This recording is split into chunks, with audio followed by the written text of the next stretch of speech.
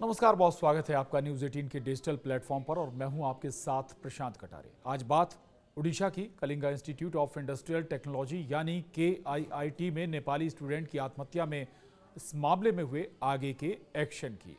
Kalinga institute of industrial technology यानी KIIT के 5 दूसरे कर्मचारी गुरुवार को गिरफ्तार कर लिए गए हैं।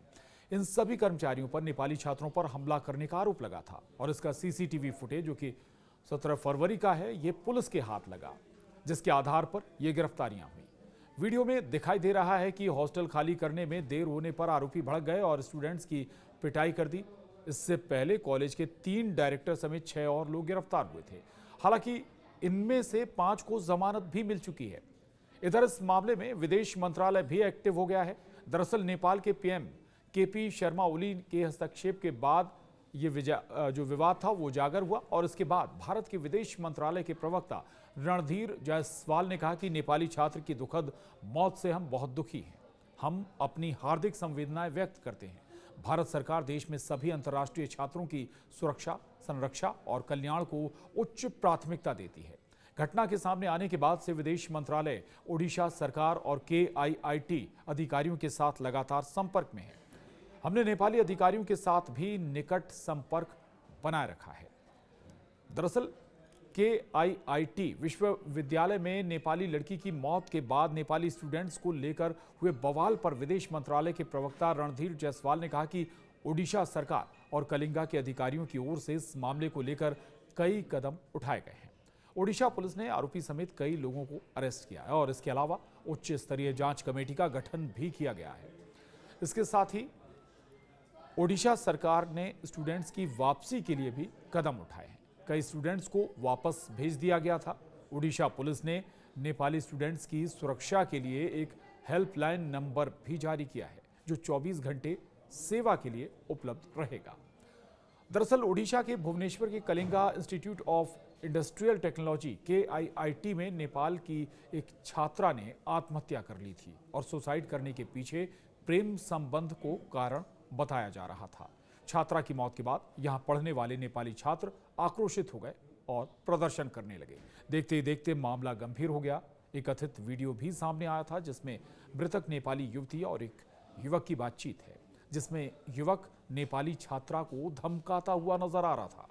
नेपाली छात्रों का आरोप था कि इसी युवक के चलते उनकी दोस्त ने आत्महत्या कर ली, जिसके बाद नेपाली छात्रों का आक्रोश बढ़ गया और उन्होंने प्रोटेस्ट शुरू कर दिया। इसी प्रोटेस्ट की वजह से यह विवाद बढ़ गया।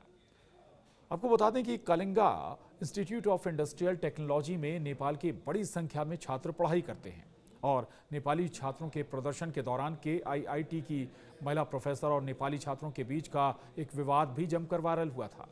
छात्रों के विरोध और सोशल मीडिया पर उठे बवाल के बाद KIIT प्रशासन ने प्रोफेसर मंजूषा पांडे और जयंती नाथ को निलंबित कर दिया था और आधिकारिक रूप से माफी भी मांगी थी।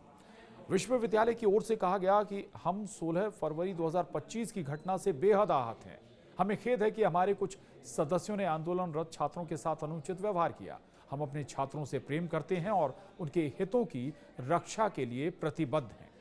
इधर नेपाली छात्रों का आरोप है कि मृतक नेपाली छात्रा के बैच का ही भारतीय छात्रों से लगातार प्रताड़ित कर रहा था। यह भी दावा है कि छात्र लड़की का बॉयफ्रेंड था।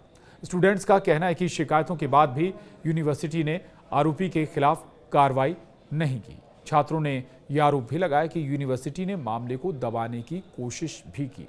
हालांकि इस मामले की जांच के लिए ओडिशा सरकार ने मंगलवार को ही गृह विभाग के अतिरिक्त मुख्य सचिव, महिला एवं बाल विकास विभाग के प्रमुख सचिव और उच्च शिक्षा विभाग के आयुक्त सह सचिव वाली high level fact finding committee का गठन कर दिया था।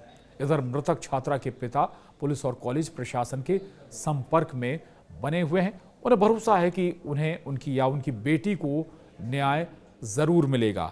लेकिन हम फिर बात कर रहे हैं, जो बड़ा सवाल है और महत्वपूर्ण सवाल है, एक विदेशी छात्र की आत्महत्या का। हमारा पड़ोसी मुल्क है नेपाल, संबंध पहले से ठीक नहीं चल रहे हैं और ऐसे मामले अगर सामने आएंगे तो अंतर्राष्ट्रीय स्तर पर भी बुरा असर पड़ेगा या कहें कि पड़ोसी मुल्क से संबंध खराब और ज़्यादा हो सकते हैं। और उससे भी बड़ी जो बात है वो है स्टूडेंट्स के हक की। स्टूडेंट्स जो बाहर से पढ़ने वाले स्टूडेंट्स हैं, चाहे वो नेपाल से आए, भूटान से आए, किसी और पड़ोसी मुल्क से हमारे यहाँ अगर स्टूडेंट्स पढ़ने आते हैं तो फिर उनकी जिम्मेदारी हमारे सिस्टम की होनी चाहिए और सरकार को एक मैकेनिज्म भी इस तरह का ज़रूर बना के रखना चाहिए कि अगर किसी प्राइवेट इंस्टीट्यूट या सरकारी इंस्टीट्यूट में दूसरे मुल्कों से आए या दूसरे देशों से आए छात्र छात्राएं पढ़ रहे हैं, उनके साथ कैसा व्यवहार हो रहा है, क्या उनके साथ जो संस्थान हैं व्यवहार कर रहे हैं। चूँकि हमारे जी हाँ, भारत के छात्र छात्राएं भी दूसरे देशों में पढ़ने जाते हैं, बड़े बड़े या कहें अमेरिका में, ब्रिटेन में, कई देश ऐसे भी रहे जहां अगर हम जिक्र करें जहां भी लड़ाई का मामला सामने आया। जब रशिया और यूक्रेन लड़ाई लड़ रहे थे तब यूक्रेन से बहुत सारे छात्रों को वापस बुलाया गया और ऐसे में वो संबंध भी सामने आया जब रूस से भारत के संबंध बेहतर थे तो उन भारतीय छात्रों को आराम से निकलने के रास्ते भी दिए गए थे। इसलिए हमारे छात्र भी बाहर जाते हैं दूसरे देशों में पढ़ने, दूसरे देशों के छात्र हमारे यहाँ पढ़ने आते हैं। किसी के साथ भी गलत नहीं होना चाहिए और जिस नेपाली छात्रा ने आत्महत्या की है उसे अधिकार या उसे इंसाफ मिलना ही चाहिए। आखिरी लक्ष्य यही है।